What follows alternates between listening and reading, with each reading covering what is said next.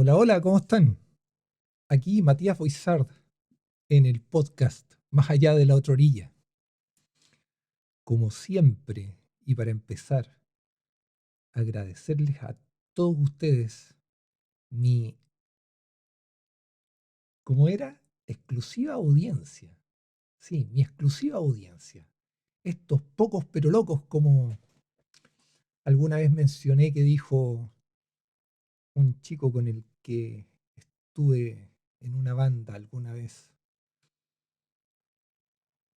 Esta audiencia tan pequeña y tan sacrificada a veces, porque obviamente es un sacrificio regalarte unos minutos de tiempo para poder escuchar a este bárbaro que se desquita contra el micrófono. Así que, bueno, les tengo varias cosillas que contar. Em, Vamos a partir por las cosas interesantes, diría yo. Y parte de esas cosas interesantes es darle un poco la continuidad a algo que comenté en el Instagram, una cosa que les mencioné, que es que, bueno, estábamos haciendo, bueno, tocó festivo el 31 de octubre y, bueno, no por Halloween precisamente, de hecho, acá en casa, desde la última vez que decidimos participar de la entrega de dulces y golosinas en un Halloween, literalmente quedamos en la ruina. O sea, se, se nos, se nos fue mucha plata en dulces y fueron hordas de niños que llegaron a la casa a pedir dulces. Y obviamente, si bien es cierto, no es que no me guste dar dulces a los niños y que no me guste compartir con ellos, pero esa vez se nos fueron al chancho y el, digamos que no hay presupuesto que aguante dos Halloween seguidos. Pero bueno, tocó que día festivo lo dedicamos a hacer un poco de limpieza en la casa y en particular limpiar una bodega que debo confesar que estuvo muchos años en los que el contenido de esa bodega no fue revisado. Dicho eso, una bodega que obviamente tiene montones de cosas y un montón de cajas plásticas que estaban llenas de todo. O sea, estamos hablando desde loza, ropa, papeles, muchos papeles, de hecho, muchos papeles, seres de cocina, herramientas, un poco de todo. Y cosas que a la larga no echas de menos porque has estado preocupado de otras cosas y han pasado los años y esas cajas no han sido revisadas y el contenido de esas cajas no es extrañado. Y debiera generarse este proceso de renovación de cosas en el cual después de cierto tiempo o pasada cierta cantidad de años, uno debiera poder decir, ¿sabes qué? Esta ropa no la eché de menos, así que fácilmente se puede donar, se puede vender, se puede regalar. Bueno, ahí uno ve qué es lo que hace con la ropa, en particular con la ropa, pero pasa con toda índole de cosas. Y pasó acá que dentro de la revisión de cajas plásticas, estamos hablando de cajas grandes, contenedores de, no sé, 100 litros. En estas cajas encontramos un montón de papeles. Y esos papeles iban desde, por ejemplo, las liquidaciones de sueldos de trabajos en los que estuve hace más de 10 años atrás. Que obviamente uno dice, sí, voy a guardar esto, voy a tratar de ordenarme y mantener una suerte de registro que me va a permitir que en caso de cualquier cosa yo tenga a la mano estos documentos. Y sí, es una cosa que es muy, muy útil. Pero pasados 5 años, la verdad es que pierde bastante el sentido. También encontré apuntes de la universidad, que yo sé que existe otra caja más en otro lugar, que también tiene apuntes de la universidad y que también se van a ir a la basura. Yo en algún momento pensé, voy a escanear esto para poder hacer mi, entre comillas, mi acto de buena voluntad hacia otros estudiantes que puedan acceder a esta información, a los cursos, a las materias que nos pasaban los profesores. Y a decir verdad, nunca lo hice. Y el trabajo de eso tampoco iba a ser eh, recompensado de la manera en que yo esperaría que fuera recompensado. A veces no es la recompensa que esperas, sino más bien la recompensa que, entre comillas, mereces. Así que en esta revisión de esta bodega, en esta limpieza, que literalmente nos topó, no, perdón, nos tomó la mitad del día con mi esposa, encontré, bueno, yo siempre he escrito en mis agendas, en cuadernos, en papel suelto, en lo que sea.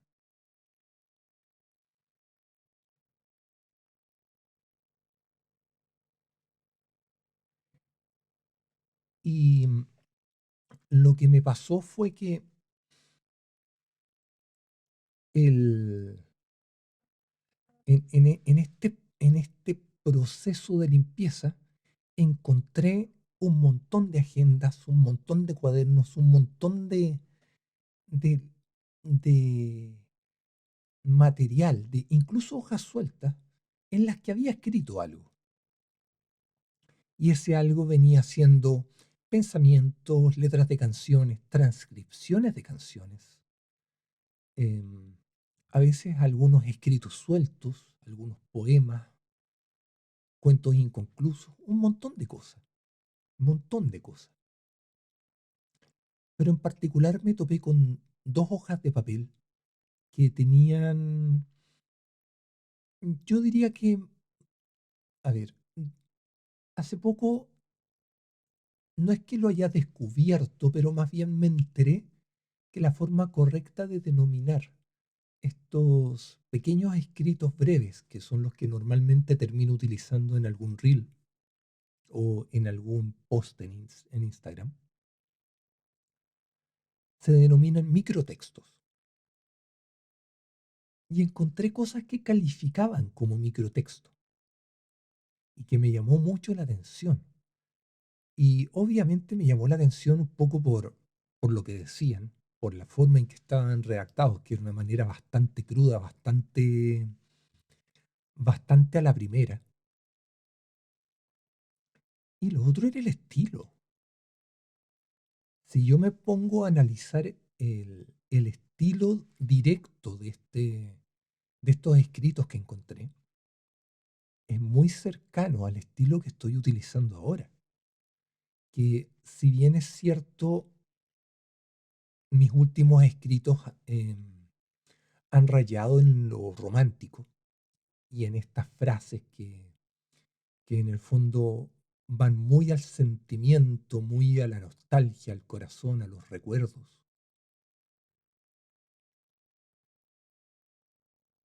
Siempre ha sido un escrito que es bastante directo, que en el fondo tú lees el mensaje y sabes exactamente qué es lo que quiero decir.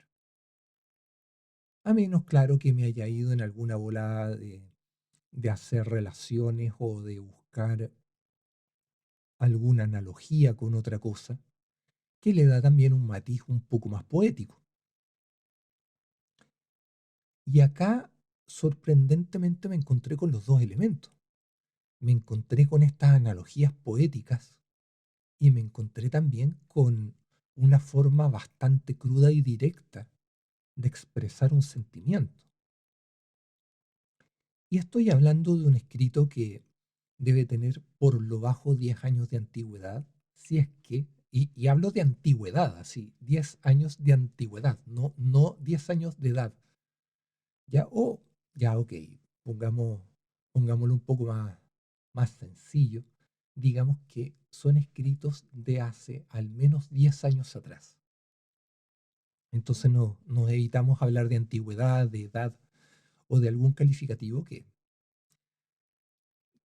no es que no sean atribuibles a cosas que no, que no envejecen, porque los escritos no envejecen. El papel envejece, el papel se deteriora con el tiempo, pero un escrito, una idea, no envejece.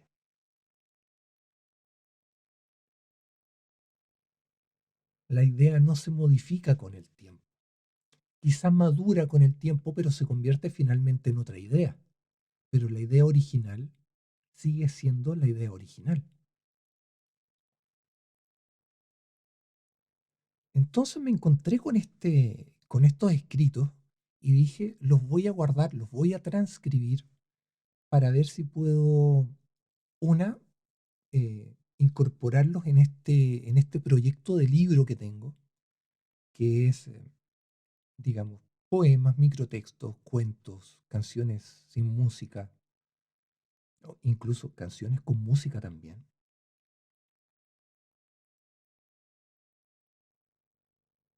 Y sería algo así como, em,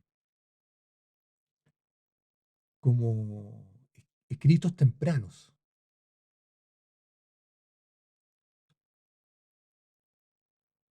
algo que va por el lado de esto,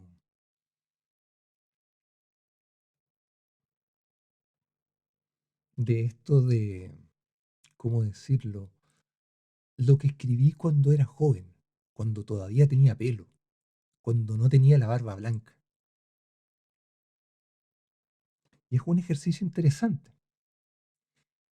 Pero así como también encontramos otras cosas dentro de estas cajas plásticas.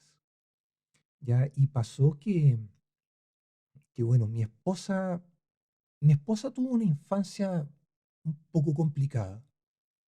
Ya sus padres no fueron precisamente el ejemplo de paternidad que uno esperaría.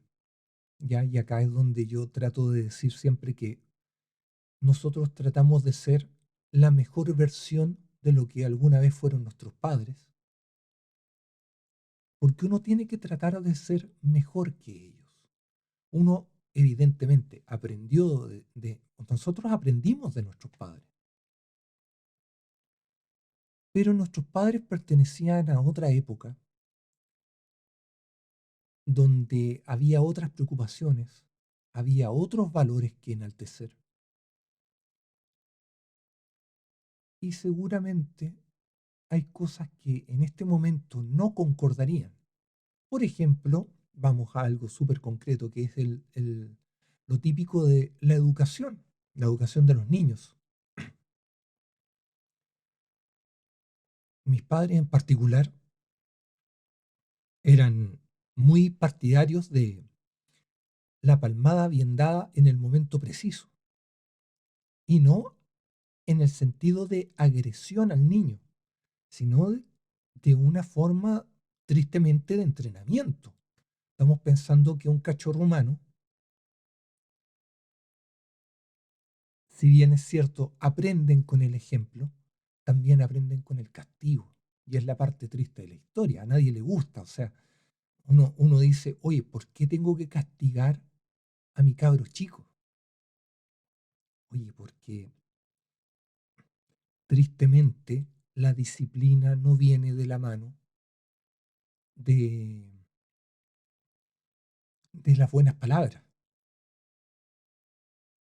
Un niño puede aprender, puede entender, puede finalmente a cierta edad lograr capturar esa esencia que te dice esto está bien, esto está mal. En algún momento llegan a hacer esa diferenciación. Pero antes que lleguen a esa etapa, lamentablemente el aprendizaje viene de la mano de dolor, de una disciplina impuesta por, no vamos a decir un castigo físico, pero sí por un dolor físico. Cosas de estas memorias que uno tiene de niño. Yo recuerdo muy chico, debo haber tenido, ¿cuánto? 3 4 años. Mi mamá estaba planchando y yo empecé, y quería poner mi mano en la plancha. Mi mamá, no, te vas a quemar. E, de nuevo, hasta que puse los dedos en la plancha. Resultado, me quemé y me puse a llorar. Pero, ¿cuál fue el aprendizaje de eso? Nunca más puse los dedos en la plancha. Ya, y esto es real, o sea, es algo que sucedió y es algo de lo que me acuerdo porque el impacto de ese aprendizaje, de haberme quemado, y tampoco es que me haya hecho una quemadura importante, sino que simplemente me quemé y me dolió. Eso me enseñó. Yo aprendí en base al dolor, la parte triste de la historia. Aprendizaje basado en dolor. Entonces, uno pasa por esta época en que uno puede haber crecido sobre, sobre una figura familiar o una estructura familiar, mejor dicho, más que figura, una estructura familiar en la cual uno no la pasó bien, porque tus papás no eran los mejores papás del mundo, que también se puede atribuir a mil cosas, o sea, pueden haber sido papás primerizos, pueden haber sido papás en ese momento modernos, ya como ahora pasa, que tienes un montón de papás modernos que en el fondo la educación de los niños es casi, ¿cómo decirlo?, espiritual,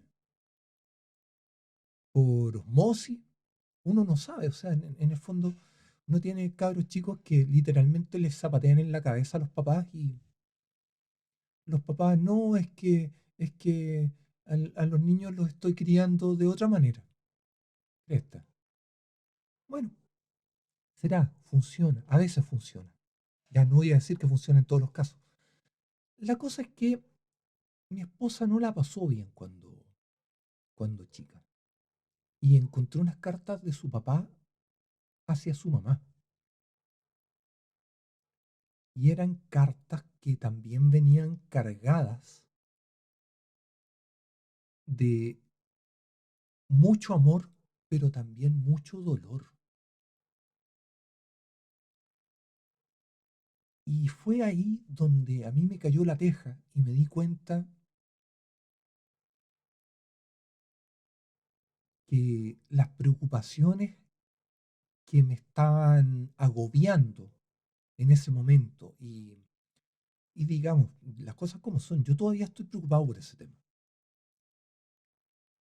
Es un tema bastante personal y obviamente no lo voy a comentar porque no corresponde comentarlo. Sin embargo, todavía me siento agobiado por este tema. Pero me di cuenta que mi tema era una alpargata. Es nada. O sea, comparado con el dolor que tristemente afloró de nuevo cuando ella encontró esas cartas. Y claro, te hacen entender un montón de cosas. Entonces uno dice, oye, y yo preocupado por estupideces. No estupideces, pero se entiende que son cosas que comparativamente hablando no tienen ni el mismo impacto ni la misma trascendencia.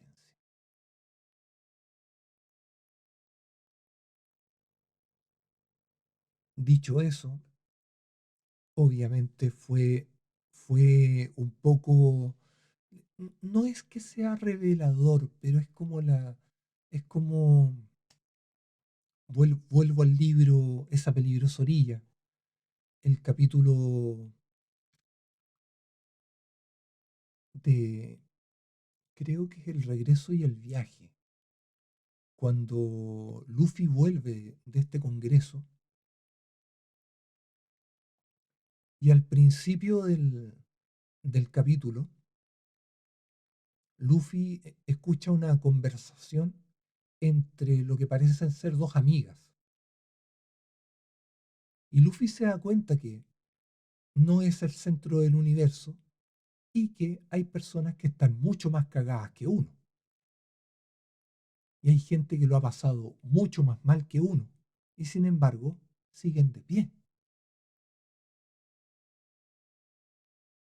Y darse cuenta de eso es un poco duro, solamente en el sentido que uno toma conciencia que nuestros problemas comparados con otros problemas son nada. O sea, yo recuerdo una vez que en una reunión estaban hablando, bueno, de un montón de temas y tocó que estábamos hablando de, oye, ¿cuáles son tus objetivos para los próximos meses? Y había unos ucranianos en la reunión y dicen, ojalá estar vivos por la guerra en Ucrania. Ojalá que no caiga una bomba en el edificio donde estoy viviendo.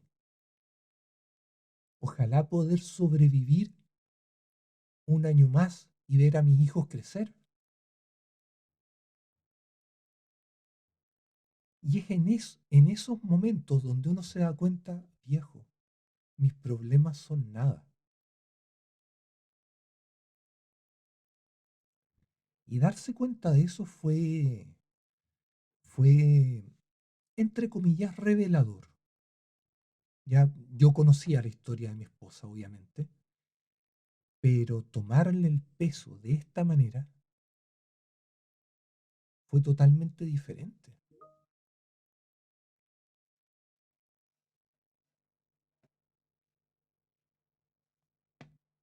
Y eso en particular es muy, muy complejo, mentalmente complejo, porque te da un enfoque totalmente distinto a lo que estás acostumbrado.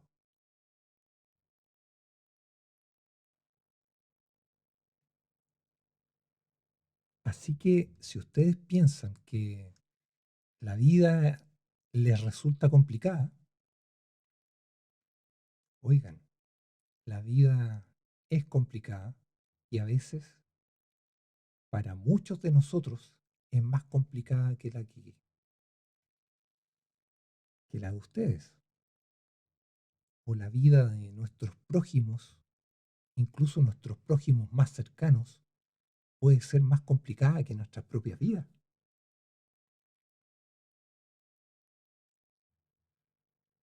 Y eso fue revelador, fue revelador. Y después tratar de buscar, obviamente, eh, de qué manera entender la situación, cuál es el apoyo que uno debe darse como pareja, cuál es la compañía, de qué manera te acompañas.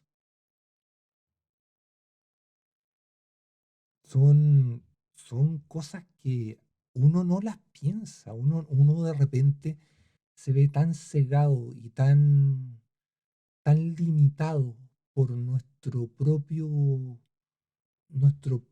pequeño círculo de cosas, en el que uno cree que uno es el centro del universo, pero uno no es el centro del universo.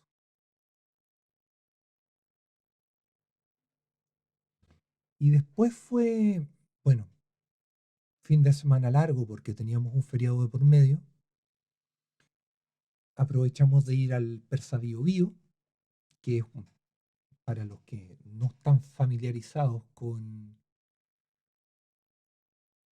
con la cultura chilena. El Persa Bio Bio es una suerte de mercado en el cual uno puede encontrar literalmente de todo. Y estamos hablando de todo. Ropa, artesanías, em, instrumentos musicales, antigüedades, herramientas, em, artículos de oficina, artículos electrónicos, de todo. Y fue entretenido porque aprovechamos de recorrer juguetes también, hay montones de juguetes. Y aprovechamos de recorrer y fue bastante entretenido considerando que hacía muchísimo, muchísimo tiempo que no íbamos. Y ahí obviamente aprovechamos de traernos un par de cosillas que nos llamaron la atención.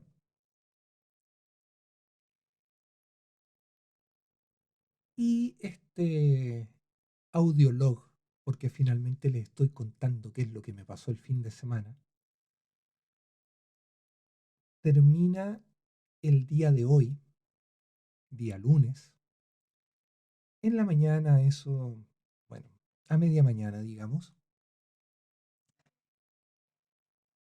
en la cual recibo un correo. Y acá voy a tener que referirme un poco a lo que han sido algunos de los episodios anteriores, en los que yo les contaba y les comentaba que no ha sido un periodo fácil. Y no ha sido un periodo fácil porque han pasado muchísimas cosas. Y he tenido que enfrentar algunas situaciones y digamos que resultado de esto, mi proceso creativo se vio de cierta manera energizado y energizado en el sentido de que he estado escribiendo muchísimo más porque es un proceso de liberación.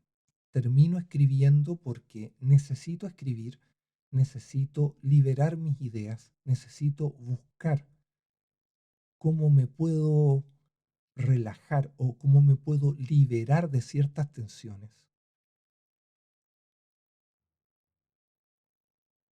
aún sin estar recibiendo y encontrando ciertas respuestas que claramente no voy a recibir.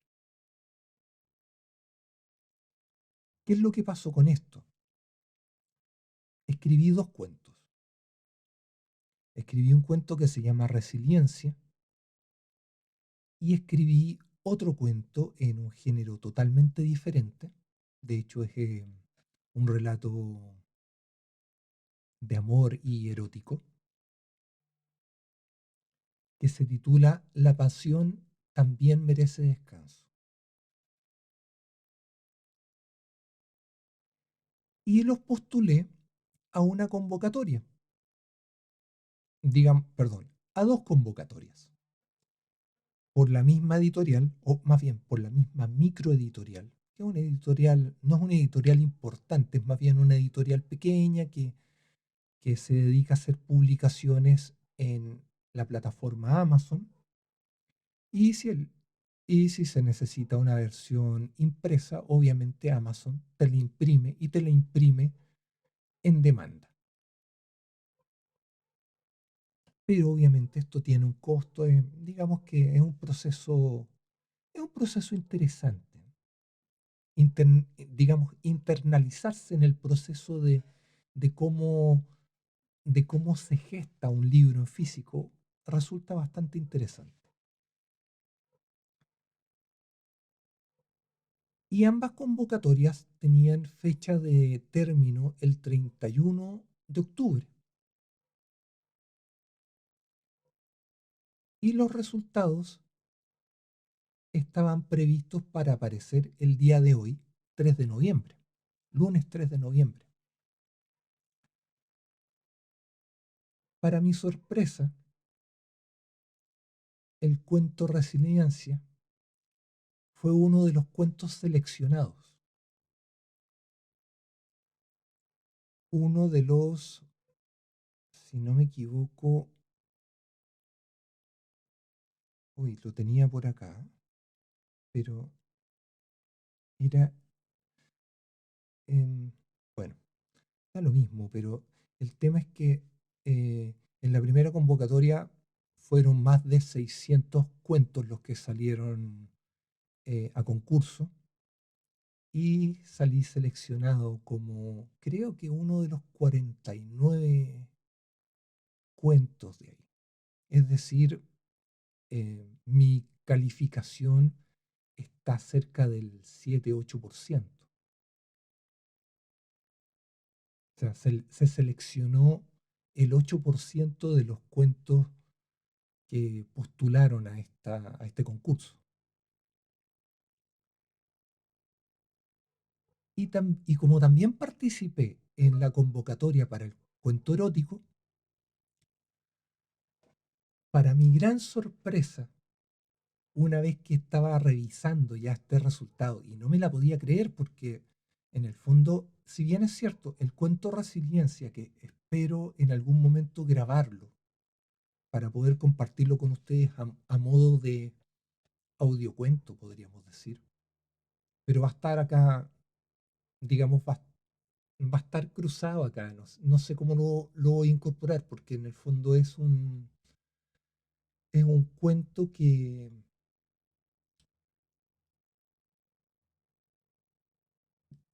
claro, no forma parte del libro Esa peligrosa orilla, pero tampoco es parte del podcast. Sería simplemente compartirlo con ustedes.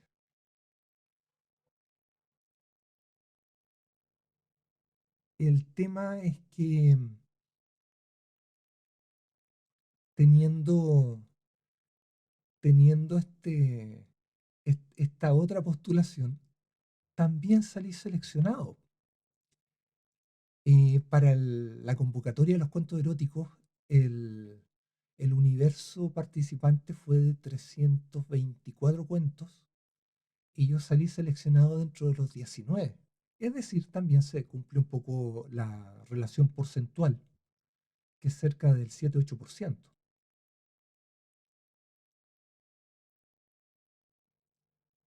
Así que se pueden imaginar por dónde está, no voy a decir mi ego, pero eh, a dónde está mi orgullo. Por las nubes. Postulé a dos concursos y en los dos salí, a pesar de que es la misma editorial y a pesar de que hay un tema que se cubre por parte de los autores seleccionados, que es el costo de la publicación, que finalmente se reparte entre todos los que participan, porque publicar un libro no es gratis, no es que no tenga costos, sino que, o digamos que los costos sean demasiado importantes, pero si tiene que haber una revisión, tiene que haber una maquetación, tiene que haber un trabajo que obviamente lo tiene que ejecutar especialistas o gente que realmente entienda el tema, no un principiante como es uno que con suerte, con suerte pudo generar el PDF de su, de su primer libro, digamos, el primer libro en ver la luz, porque eso ya lo he mencionado. Se supone que mi primer libro es el libro del hueón casado, pero ese libro todavía es un trabajo en progreso porque sinceramente no he podido sentarme y no he podido sintonizar en esta frecuencia necesaria que siento que requiere el libro para poder seguir escribiendo. Y obviamente lo que terminó viendo la luz fue el segundo libro, que es Esa peligrosa orilla, que por cierto lo tengo en un podcast que está al lado de este podcast y también lo tengo en su versión digital, en PDF, que lo pueden pedir absolutamente sin costo.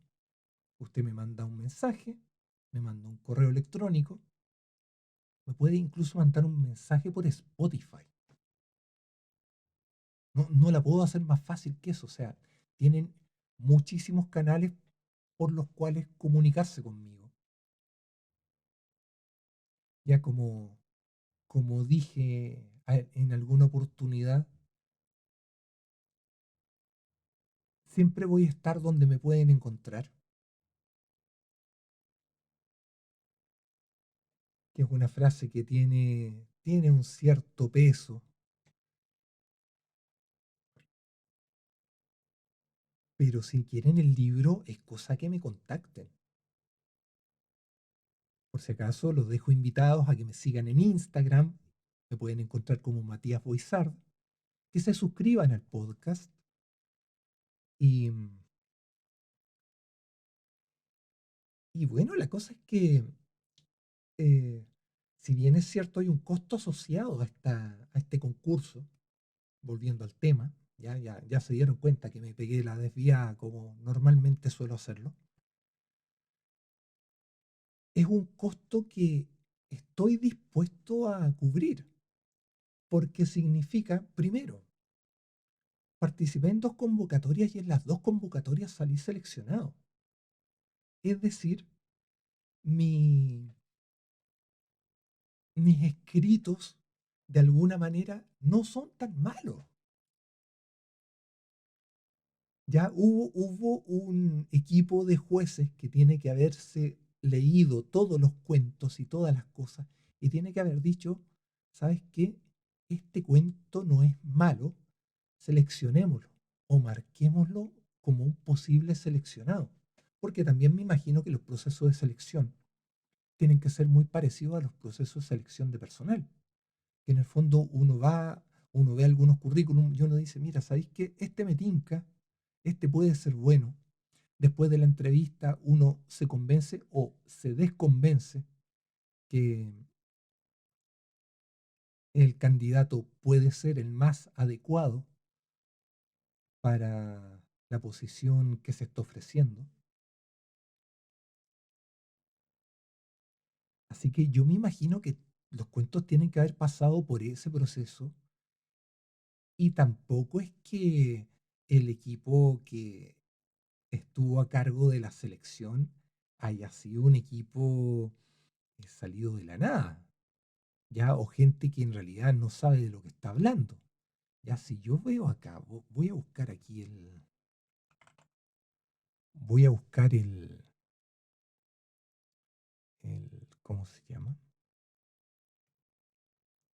Voy a buscar el equipo que se supone que hizo esta selección, ya, y rayos, no lo tengo. Qué maravilla. A ver. em, a ver. Acá, pues. Acá está. Y a ver, y el equipo que juzga.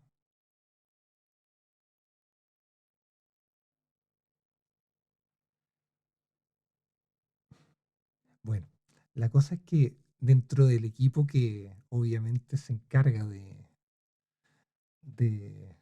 hacer la selección, hay doctores en literatura, tiene gente que se dedica a esto. Y con eso yo me convenzo que obviamente mi libro, o no, ya, no mi libro, mis cuentos, mejor dicho, ya vamos a dejarlo en mis cuentos. Mi libro puede ser una basura, ya a juicio de, no sé, de alguien. Puede ser bueno también a juicio de alguien más. Pero en este caso me estoy refiriendo a mis cuentos y claramente mis cuentos tienen claramente mis cuentos tienen un criterio de revisión que obviamente al menos cumplió con las expectativas.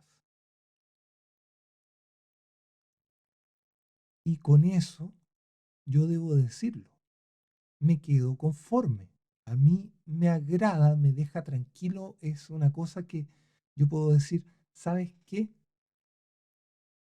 Escribí un cuento y el cuento va a ser publicado. Y no es uno solo, son dos. Y mm, lo que es mejor, están en dos géneros.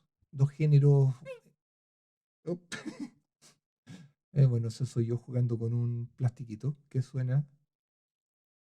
No logré hacer que sonara igual, pero bueno, el- son dos géneros que podrían ir relacionados, sin embargo, son diferentes. Ya estamos hablando, uno es un cuento erótico y el otro es un cuento que, em, digamos, una temática más bien general, pero que podría ir incluso en un género más bien ficción psicológica, no sé. No sé cómo lo podríamos calificar, ni siquiera sé eso. Y eso les quería compartir que en el fondo voy a dejar de ser un anónimo autoproducido y autopublicado, sino que en enero del 2026 voy a aparecer como autor en en dos antologías. Y obviamente en enero del 2026, cuando estas antologías vean la luz, yo me voy a encargar de hacerles publicidad, al menos hasta que alguien mencione y diga, oye, sí, está bueno tu libro, saliste publicado, tienes presencia. Tu currículum puede incluir em, autor, eh, autor de cuentos publicados en la antología X. Y eso me llena de orgullo, porque me quiere decir que lo puedo, lo puedo haber pasado mal estas últimas semanas, este último mes, diría yo incluso. No ha sido un mes simpático, ha sido un mes súper cargado, súper difícil, en todo sentido, laboralmente, espiritualmente, familiarmente, económicamente, sentimentalmente, emocionalmente, en todos los mentes.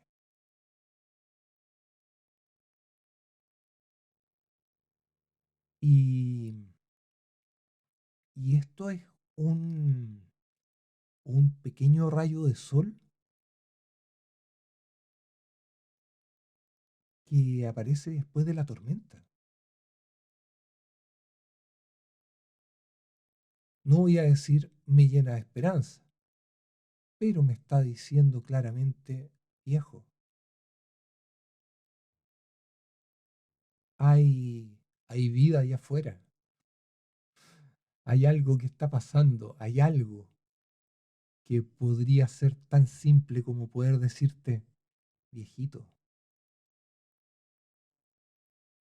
se puede, se puede tener se puede escribir, puedo aparecer publicado. No es algo que me resulte ajeno en este momento. Es algo en lo que yo puedo decir, ¿sabes qué? No eres un escritor porque no soy un escritor. No me dedico 100% a la escritura como a veces me gustaría poder dedicarme, pero esto me dice claramente que no soy tan penca. Así que, bueno, chicos y chicas, eso les quería contar, eso les quería compartir. Ya estoy evitando publicar demasiado respecto a este tema porque obviamente lo voy a dejar acá en el audio, si ya tiré la bolita, ya me gustaría que lo escucharan, obviamente que se enteraran por haber escuchado el episodio del podcast, más que porque yo les haya contado o porque hayan visto, eh, oye, este editorial ya publicó los resultados, estos son los seleccionados en un principio. No, no, si eso va a pasar en enero. En enero yo me voy a encargar de decir, miren, ¿sabe qué? Esta es la historia detrás de estos libros, pero en este momento yo se los comparto solamente por audio. Debo decirlo también, no son demasiadas las personas que están enteradas de esto. Ah, hay un detalle que se me había olvidado. Esto también es muy entretenido. Y es un poco lo que me hace sentir que este proceso, esta convocatoria de esta editorial, tiene una cuota de seriedad que, por ejemplo, no percibí en la convocatoria anterior en la que participé, que fue buscando que se publicara en físico el libro Esa peligrosa orilla. Acá los tipos dijeron, los resultados van a salir el lunes 3 de noviembre. ¿Y cuándo salieron? Lunes 3 de noviembre. Se mandaron los correos el mismo lunes 3 de noviembre, dentro de la mañana o media mañana. Me llamaron por teléfono. Y acá está lo divertido que les iba a comentar. La persona que me llamó pregunta por Matías Buissard. Y yo dije, no, hablas con la persona que tiene el nombre formal detrás del seudónimo Matías Buissard. Pero sí, soy Matías Buissard, como escritor. Y fue muy divertido recibir, entre comillas, mi primera llamada telefónica y tener que atenderla con la identidad del autor. Ya, ahora sí que sí. Chicos y chicas, muchas gracias por estar acá acompañándome. Los dejo invitados nuevamente a que me sigan en Instagram como Matías Buissard. Suscríbanse al podcast. Eh, bueno, y eso, y eso. Debo decir, hacía mucho tiempo que no me sentía